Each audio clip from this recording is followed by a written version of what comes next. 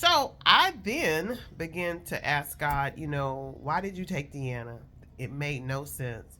I was broken, I was honest, and I was transparent with the Lord. It was so many emotions from hating him to just grief stricken, not knowing what to do. I remember talking to my pastor after he died, and after she died, and I remember telling him that I was angry with God, and he was like, "Sister Darcel, you're not supposed to be angry with God. That's a sin. That's a sin." And I was like, "But how am I supposed to know why things are happening to me? Why things are going the way they're going?" I said, "I have to ask him." And so when I shared with him the contact that I had had with that pastor that day, which I believe was an angel, I believe I was entertaining angels that day, and I shared with him that conversation, he said, "You still not supposed to question God." He then experienced some back-to-back losses with his grandparents. I think his grandmother or his grandfather died, and then the other one died right there after it. So he came to me and he said, "Sister Darcel, I understand why you question God," and asked him why.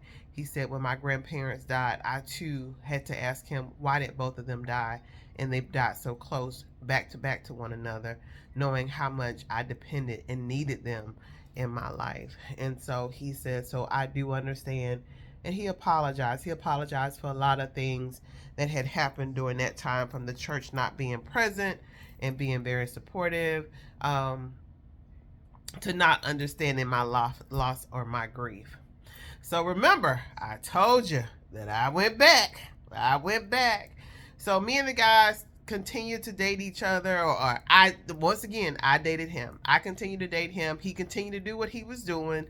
But at sometimes he was very supportive to me when after the death, and so I could cry with him or cry to him. But then after a while, he was like, "You know what?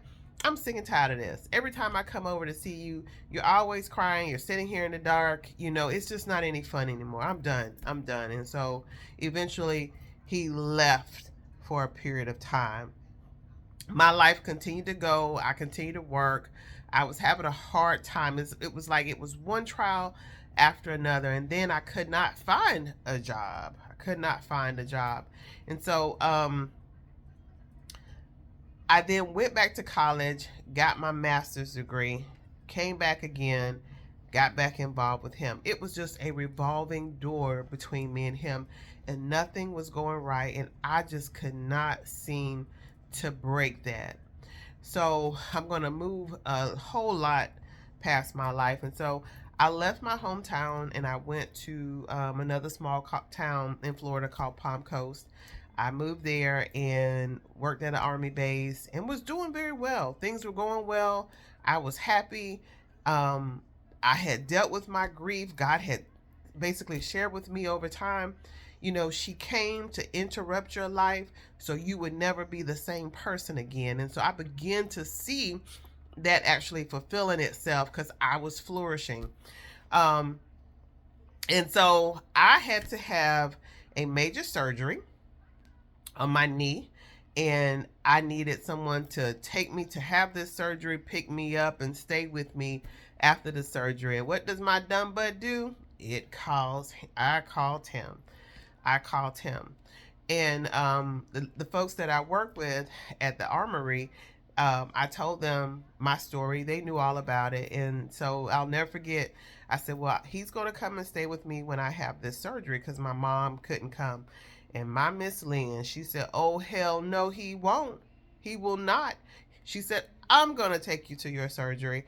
I'm going to take you to PT every day. You call him and tell him, don't worry about it."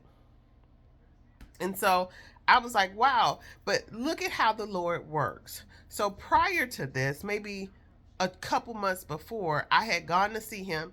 He had another lady with him. He wouldn't let me in the house, and this was a set up date that he and I were supposed to have. And he wouldn't let me in. And I could hear him and the girl in the room laughing at me while I was standing outside. And when I got back to my house at Palm Coast, I was on my knees, hands and knees in my living room, crying out and asking, "Lord, please, God, break this soul tie that I have with this man. I want to be done with him. Please, God, whatever that's in me that's drawing me to him, please cut it. I don't want it anymore. I don't want it. I said, whatever it is, God, please sever it in the name of Jesus. And so I'm having this surgery. And once again, that thing to go back, called him back. And he said, sure, I will come. But Miss Lynn said, oh, no. Oh, no.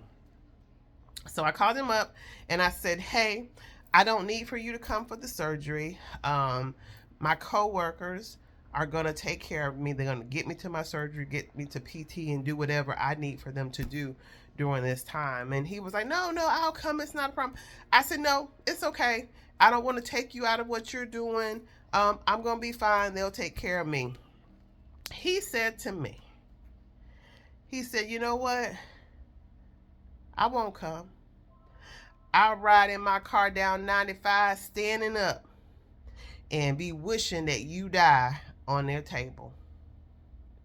He said, I hope your black fat ass just dies. That's what I hope happens to you.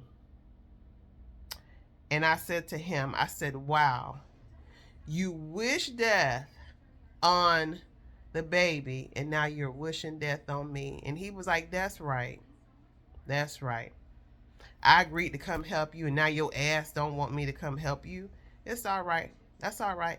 Your ass gonna die. That's what's gonna happen to you. For those of you who don't use profanity, I just need for you to see what was going on and how ugly he was. So I have the surgery. He doesn't come. Miss Lynn takes care of me. I had some complications following the surgery. I had blood clots from my knee all the way to my foot. And I can remember Miss Lynn calling me the night before, and I told her, I said, Miss Lynn, I said, I keep having these fevers. I'm coming in or out. I said, I don't know what's going on, but I called my mom and she's coming tomorrow to get me. And she's like, oh, no, hell, she's not. She said, you get your black ace up. I'm coming to get you and I'm taking you to the hospital right now. She said, I will be there in 30 minutes. Have yourself together when I get there. And if it wasn't for Miss Lynn, I would be dead. So she got me to the hospital. They treated me and I was in the hospital for a while with the blood clots and on blood thinners. But Miss Lynn took me to PT every day. She stayed by me. She did not leave me. Miss Lynn took good care of me. And even my other colleagues, they looked out for me while I was down. But it was that moment that I never looked back to him ever again. I never, ever looked back again. I never talked to him actually anymore after then. It seemed that every year around Deanna's birthday, October, I could look on the Alachua County mugshots and he would always be in jail every October for many, many years. Many, many years. And I would say maybe about 5 or 6 years ago, my husband said, you know, you haven't mentioned his name. Where is he? I said, I don't know. He said, you haven't looked in the mug shots? I forgot I told him that. And I said, no, I haven't. So I looked. In that particular year, he wasn't in. And then later I found out that unfortunately he had a serious medical crisis. And he's not the same person anymore. And he's actually in a long-term care facility being cared for. And I felt pretty bad when I heard that. And I know people like, oh, no, he deserves it. No, I don't know how God judges, but that was what happened to him. But I am thankful that when it comes to him, I didn't look back. And so this is going to be the last of the series before I really start getting into the content and the purpose of this channel. And what I want y'all to know is stop looking back. Stop looking back to people when they've shown you who they are. Stop going back to things that has never brought any positivity, good things to your life. Stop going back. Stop looking back. Go forward. There's so many things to look for in life when you move forward versus looking back. And I'm so glad that I did that. I've had some challenges in my life, but I thank God that I didn't go back. Again, I thank God that I moved along. I'm just so thankful to God, and I'm so grateful to the things that I know that He has coming up for me and my family. I'm grateful.